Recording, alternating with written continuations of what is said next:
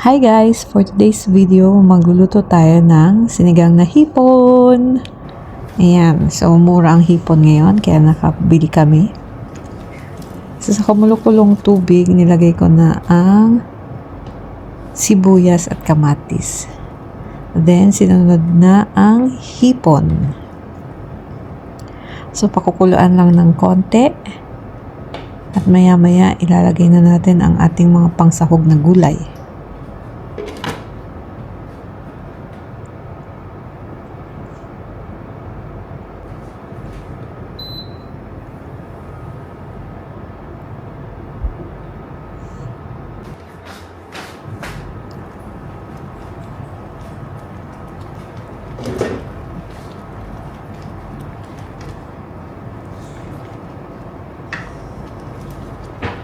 Ayan, isunod, ilagay na natin ang ating okra.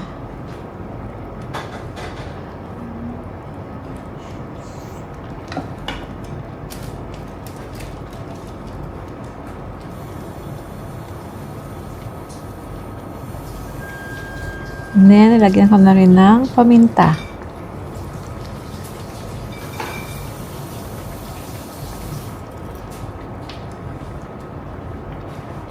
So, sa ating panimpla, patis lang po ang ilalagay ko dyan. So, i-adjust nyo na lang po according sa inyong panlasa.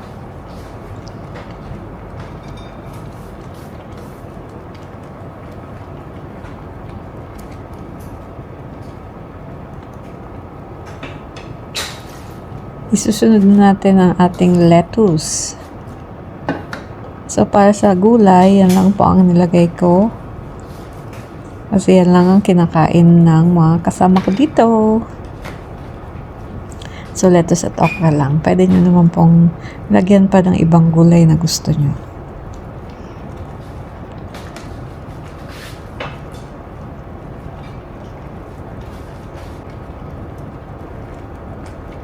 So, ayan, titikman na natin.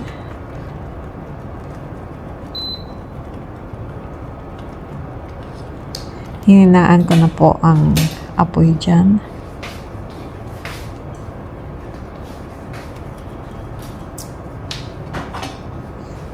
So, matabang pa po para sa akin, kaya dadagdagan ko ng patis.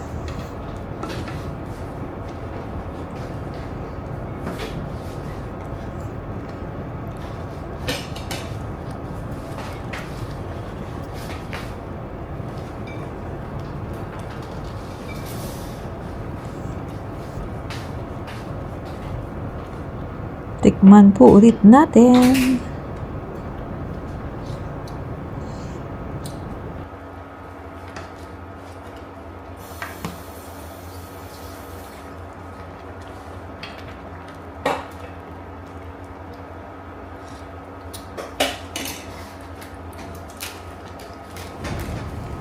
At ilalagay na po natin ng ating pang-asim. Ayan, sinigang mix.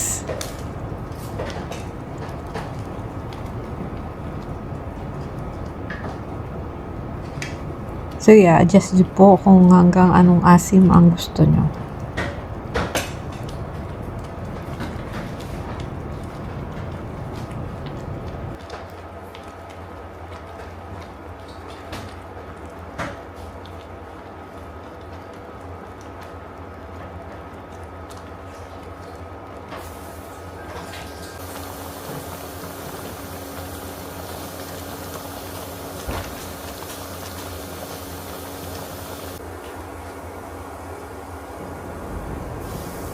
So, luto na ang ating sinigang.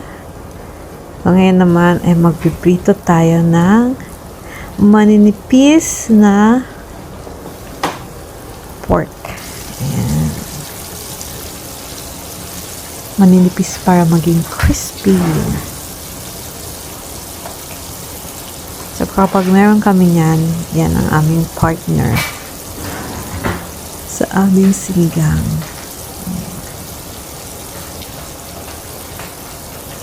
So, ayan. Meron lang yung panimpla na patis at paminta. Then, nagagyan ng cornstarch at ng harina. Then, piprituhin lang po natin yan hanggang maging crispy.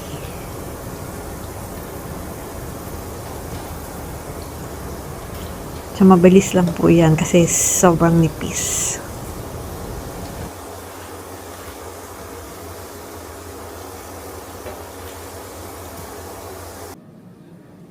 So, eto na po ang ating ulam.